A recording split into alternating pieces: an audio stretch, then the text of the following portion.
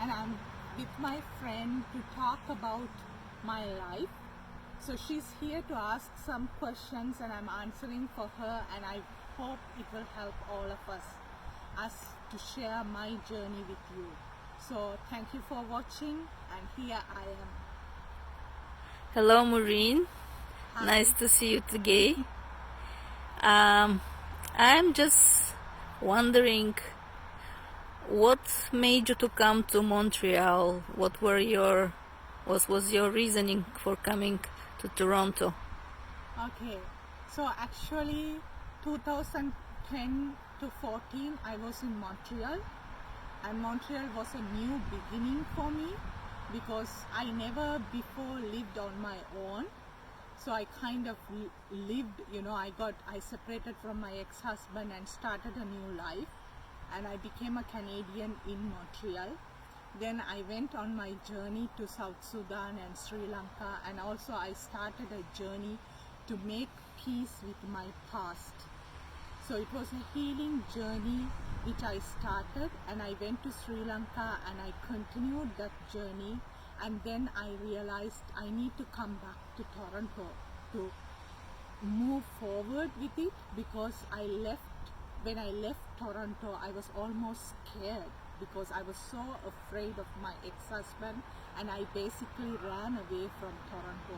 And before coming back to Toronto in 2018, when I hear the name Toronto, I can feel the pain within me. It was a scary place for me, and I didn't want to come back to Toronto. So I forced myself to be back in Toronto, and 2018 I came back to Toronto and started the healing journey to forgive my ex-husband and forgive myself and bring closure to that relationship which I had it with him in a marriage relationship, and also to move forward with making peace with Toronto. So that is the reason I came back to Toronto, and the journey continues by healing myself. Okay, thank you. So, in fact, you came first to Toronto, married, and then you ran away from your ex-husband to Montreal, lived there on your own for 4 years, and then came back. I mean, you traveled and then you came back. Yes. Okay. So how is your journey right now going? Like, do you like being here, or you're still scared of your past? When I came to Toronto, actually I was so scared. When I walk, I just kind of look here and there because I was so scared that maybe my ex-husband might follow me. But then I went to the school. It is called Assaulted Women and Children Counseling Advocacy Program, where I really found the purpose of a woman to be strong. And I really found so much encouragement, support. And before that course, I had that guilty feeling of divorce. But when I did that course, I understood the domestic violence, and it is important for women to flee away from domestic violence. So I kind of felt what I did was right, and I felt that encouragement from fellow students, and their support was so helpful at that moment to continue my journey. Then also I started to go into therapies. I went for art therapy for abused women. Then I went also for clay therapy. Then I went for individual therapy. Also, then I also figured it out, like my problem with my ex-husband didn't start as an adult.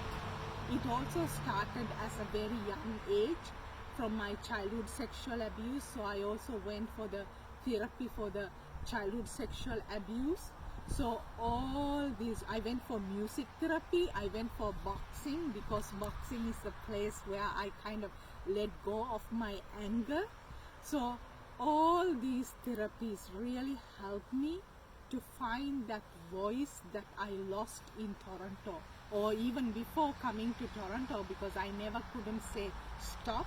I never couldn't say, you know, I didn't know how to protect myself. I just like allowed myself to be abused by people.